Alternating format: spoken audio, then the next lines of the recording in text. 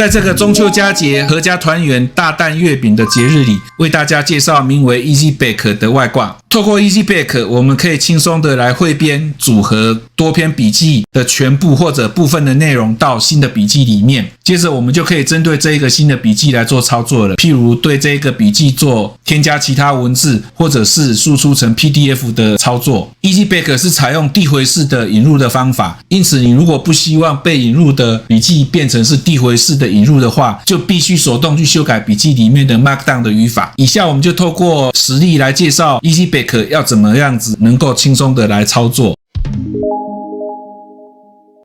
EasyBake 的操作其實很簡單，只要新增一篇新的筆記，在這個新的筆記裡面使用內部鏈接的寫法，將要合併到一篇新的筆記裡面的筆記名稱寫進來，這樣子就可以了。比如說我這一篇 OBS 140，它的所有的內容我要包含在新的筆記裡面，因此我就用內部鏈接2個中括號的寫法把它加在裡面。或者想要輸出部分內容的話，就是使用筆記的名稱後面加一個井號，這樣子就可以把某一個段落給輸出到新的筆記裡面了。如果使用區塊代碼的方法，它其實也一樣是可以操作的。只要製作出了這一篇來源的筆記以後，再透過命令，我們按一下 Ctrl+P， 然後輸入 Bake， 找到 EasyBake 的 Bake Current File 的命令以後，直接執行它。接着再有一些選項，勾選好選項，根據你要被引入的筆記的內容，是不是用驚嘆號，然後2個中括號的寫法，是不是要引入？還有2個中括號是不是要引入？或者是寫在清單裡面的2個中括號的鏈接，你也要寫入，就可以根據寫的 Markdown 的語法來做勾選。勾選好以後，直接點擊 Bake， 它就會產生出一個新的筆記了。這個新的筆記它會帶一個點 BAKED 點 Baked 名稱在上面。這一篇它的副檔名其實也還是點 MD， 只是檔名會有多了一個點 Baked。在這個點 Baked 可以看到，它会把所有剛剛引入的這2篇的內容全部就放到這一篇新的筆記裡面來。那我在這邊，因為我的原始的來源檔裡面我有加入用3個減號來當做是跳頁符號的一個方法。那這個我在先前有介紹過，如果各位不曉得怎麼做的話，可以來看這個 OBS 99影片，這個裡面介紹了如何使用 HR 這個標籤來當做跳頁分隔線的一個簡單的做法，各位可以來參考一下。那在這邊到時候碰到3個橫線 PDF 檔就會做跳頁的處理。那後面這個呢，就是加了井號的，只輸出了 2.1 這個標題的內容。可以看到後面為什麼又把其他的文章給引入進來呢？因為我們在這一篇文章裡面，它有使用了獨立的內部鏈接的寫法，結果它又把它引入進來了。這個就是我剛剛講的 recursive 的做法，會用遞回式的引用，把 2.1 這一篇的內容有其他鏈接的部分也引入進來。那如果不想把這段引用進來的話，就必須去修改這一篇筆記裡面的 Markdown 的語法，讓它不要被引入進來就可以了。這個就是今天介紹的 EasyBake。其實它非常簡單，但是達成的功能是蠻實用的。因為有時候我們確實是需要透過多篇筆記來產生出新的筆記，可能是當做一個草稿或者是